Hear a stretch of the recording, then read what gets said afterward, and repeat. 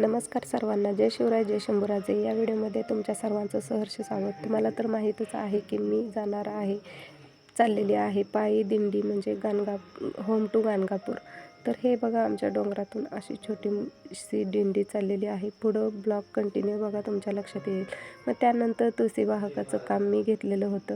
त्यानंतर इथं आमचे पाय धुवून वगैरे झाले. आम्ही भोजनासाठी गेलो होतो त्यांच्या घरी. भोजन वगैरे मस्त केलं आणि दुसऱ्या वाटी लागलो. तिथं पण आमचं चहापाणी झालं आणि नंतर आम्ही पुढची वाट धरली.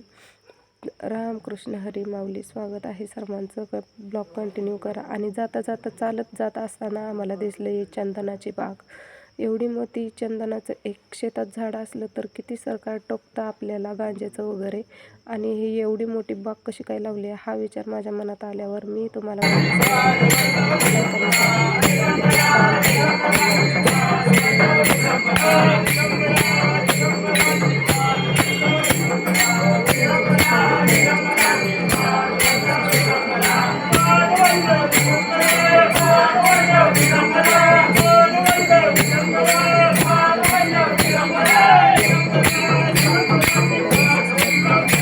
तर नक्की शेअर कमेंट करायला विसरू नका.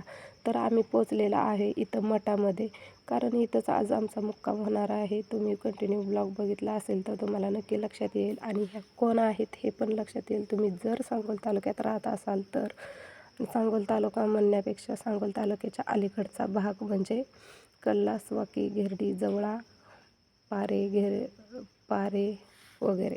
ठीक आहे.